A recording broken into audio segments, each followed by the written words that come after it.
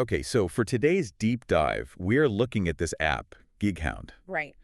and it is making some truly massive claims about changing gig work Oh, absolutely. Things like truly flexible shifts, instant pay. and guaranteed raises after just 3 shifts. It sounds like a formula to just completely take over. It does. So our mission is pretty sharp today.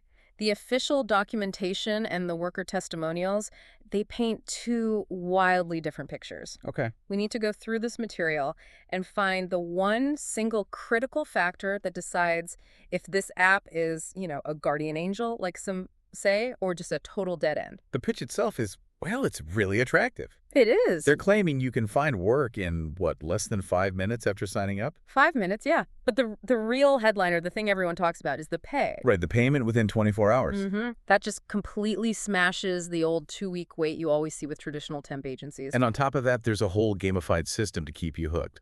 And that's really the mechanism here. I mean, this isn't Uber. Gighound is basically a very high-tech temp agency. For specific kinds of jobs, right? Exactly. Warehouse work, moving, general labor. And that gamified system you mentioned is a trust and rank system. So good workers get raises. Very quickly. But, and this is the important part, low performers can lose points and get suspended just as fast. And to be fair, a lot of the good stuff seems to be real.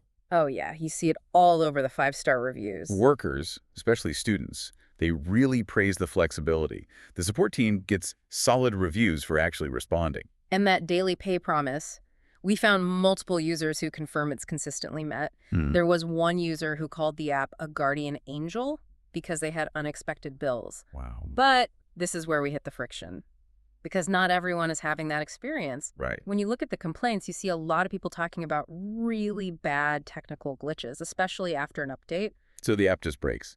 Kind of. They couldn't collect their rank points, or even worse, they couldn't see any available shifts at all. Which is the most painful friction point, right? Seeing 0 shifts available for weeks. That, or the last-minute cancellations, the documentation even confirms that happens because it's all strictly first come, first served. And I saw a nuance in the payment policy, too. Exactly. While 24-hour pay is the promise, the official docs admit most delays happen when workers enter the wrong hours. And then it needs a supervisor to confirm, which just slows the whole thing down. So it's instant, but only until a human error gets in the way. That is a massive contradiction. It sounds like the app is fantastic until it isn't. It's a total binary, yeah. So why is the failure so absolute? Either it's perfect or you have an empty shift board for months.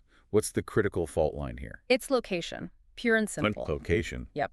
Githound is legitimately effective, the gamification, the pay, the support, but only for workers in very specific, high-density metropolitan areas. Okay, so which cities are we talking about? Toronto, Vancouver, Calgary, Edmonton, and Ottawa. The big Canadian hubs? Right. Cities with massive logistics hubs, ports, and just a huge volume of industrial demand, if you're outside of those 5 specific cities. We're just staring at an empty shift board? For months, most likely, the demand for the type of gigs Gighound offers, it just isn't there. That's huge.